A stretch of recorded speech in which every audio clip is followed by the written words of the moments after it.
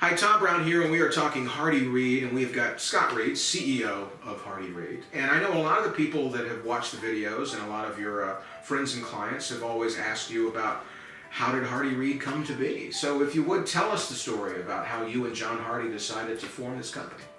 Well, we found ourselves in 1986 working together at the same investment firm, brokerage firm, and I'd always wanted to build a team.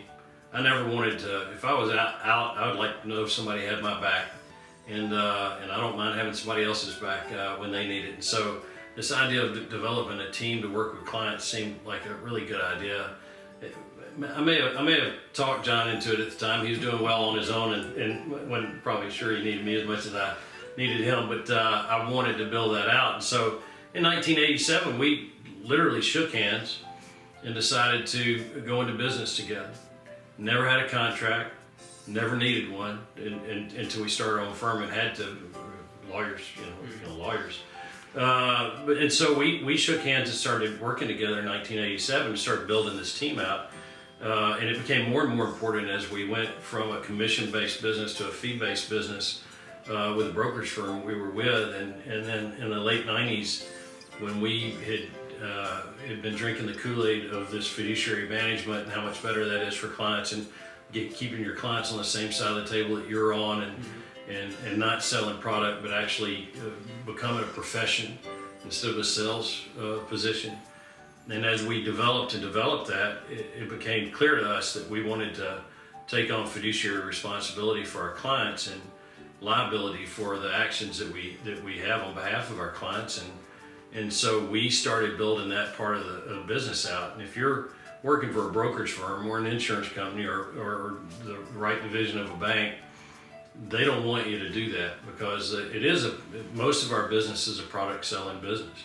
And then there's a small part of our business that is people that get paid a fee for expertise and professionalism in the business. And so that's a different concept. And for those there's nothing wrong with the product selling side of the business, but you don't want to take on fiduciary liability for your actions if you're selling something. Mm-hmm. And so we just kind of lost our spot in the firm we were working with. There just wasn't a place for people like us. And so we weren't going back. Once we went to this idea of putting the customer first and putting the client first, we just couldn't go back. And so we had to go forward. And if there was no place at the firm we were working for, we had to create our own space. And so that's what we did in 2006.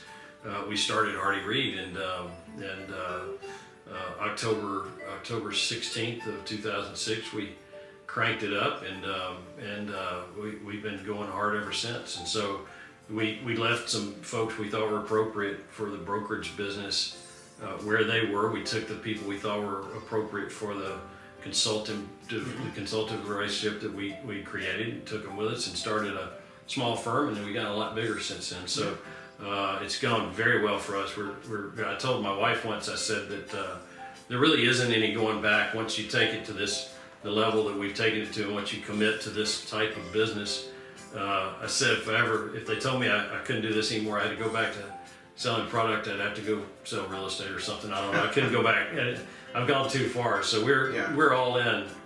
We just think this is a better model for the people that are right for us. For the people that are right for us, and everybody isn't. A lot of people want to make their own decisions, and they want somebody to feed ideas to them and selling products. And we're not a very good firm for those people.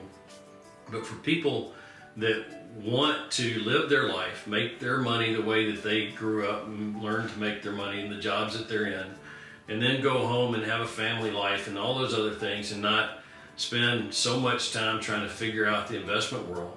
For those people that want to turn that responsibility over to someone, but also know that they have the legal and moral responsibility for putting the client's interest first, and they have the expertise and the empirical evidence in their process to do it well.